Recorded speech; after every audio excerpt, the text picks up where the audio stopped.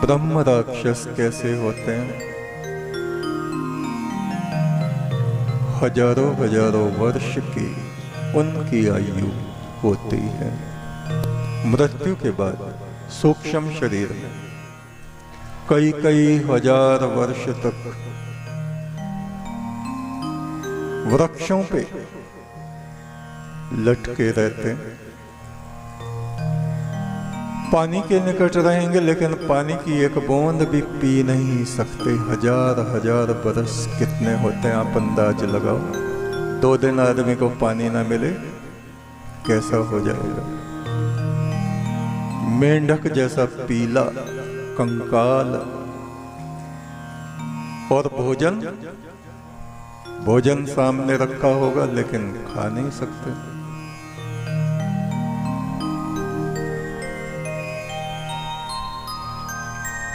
जहां पूजा पाठ हो रही वहां जा नहीं सकते। हालांकि ब्रह्म राक्षस ऐसे होते हैं जो अपने जीवन काल में ब्राह्मणों जैसे नियम, साधना, उपासना, कर्मकांड करते हैं, किंतु उनका वो सारा किया हुआ पुण्य नष्ट हो जाता है उनके अपने अवगुणों के कारण। सबसे भयंकर गति होती ब्रह्म राक्षसों की। पढ़े लिखे गुनहगार, पढ़ तो लिया, समझ तो लिया, लेकिन अंदर नहीं उतारा, इसलिए उनकी दुर्गति होती। आप ये मत समझना कि आपको डरा रहे हैं या ऐसा कुछ कह रहे हैं। जैसे बालकों को कोई कहानी सुना दो और वो डर जाए। डराने से मतलब नहीं है, सावधान करने से मतलब है। पूजा पाठ करने वाले लोग, मंदिरों में रहने वाले लोग, आश्रमों में रहने वाले लोग, उनके जीवन काल में अगर उनका व्यवहार, उनका आचरण, उनके विचार बहुत ज्यादा शुद्ध हो जाते हैं, बहुत ज्यादा, क्रोध बहुत ज्यादा बढ़ जाए, तृष्णा बहुत ज्यादा बढ़ जाए, लोभ बहुत ज्यादा बढ़ जाए, उल्टे काम करने लगे, मठ मंदिरों की संपदा को ही चुराने लगे, वहीं पर दूसरे बुरे से बुरे काम शुरू कर दें, चोरी करने लगे, लड़ाई झगड़े करने लगे, क्रोध में पागल हो जाए। क्रोध किसका रूप होता है? पिशाच का रूप होता है। इसी शरीर में परमात्मा निवास करता है और इसी में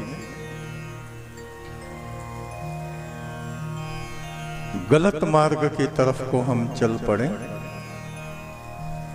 ऐसी जगह जाके उतरती है हमारे आत्मा। जैसे बैतरणी में इतना गंदा पानी,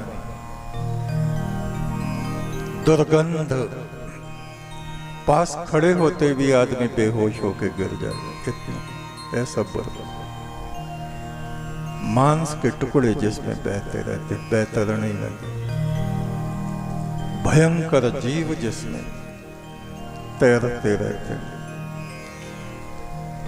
जिसको पार करना बड़ा मुश्किल और दुस्तर है। ये चीजें डराने के लिए नहीं, सावधान करने के लिए।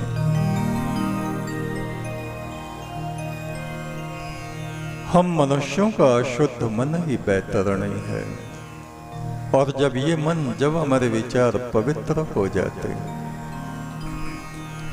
किसी से हमारा बैर नहीं रहता, विरोध नहीं रहता, किसी के प्रति द्वेष नहीं रहता, सब में जब वो ही ब्रह्म ज्योति हम देखने लगते हैं, हमारे भीतर वो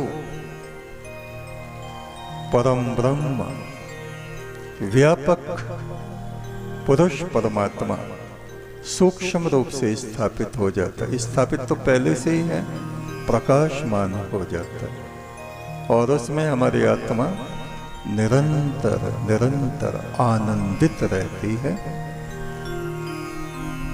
कभी भी अशांत और दुखी नहीं रहती। जिनके भीतर ये प्रकट होता है उनकी ये पहचान है, वे कभी अशांत नहीं होते, परेशान नहीं होते, दुखी नहीं होते। ये पहचान आनंद से भरे रहते, शांति से भरे रहते, दिव्यता से भरे रहते। अमृत किरणें, अमृत की लहरें उनके भीतर से उठती रहती।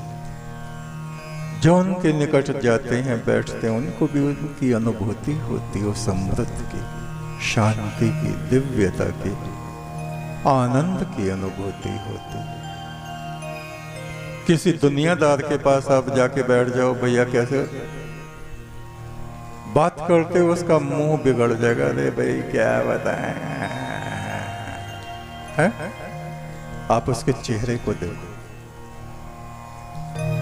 और जो ऋषि मुनि हैं उनके पास आप बैठे, गुरु नानक देव के पास बैठने का अवसर मिले है? उनके चेहरे को तस्वीर में ही देखें।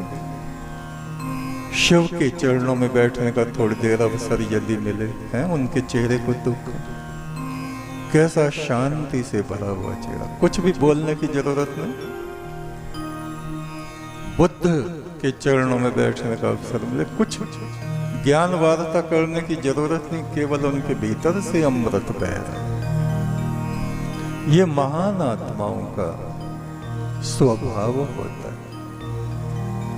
और किसी संसारी व्यक्ति के पास बैठ जाओ, कुछ बात करने की जरूरत नहीं, तुम्हारा मन बेचैन होने लगेगा, अशांत होने लगेगा।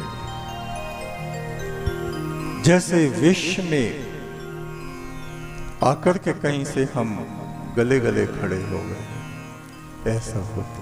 क्योंकि हमारे भीतर की जो तरंगे हैं, कुछ कहो या मत कहो, जिससे हमारा प्रेम है उसके पास जाके खड़े हो जाओ, कुछ भी मत कहो, आनंद की अनुभूति होने लगेगी। और जो हमसे चिढ़ता है उसके पास जाके खड़े हो जाओ, कुछ भी मत कहो, सारी की सारी अनुभूतियां अपने आप होने शुरू हो जाती हैं। तो ये है मानसिक गति, ये है मनोलोक की स्थिति। इसी में हमें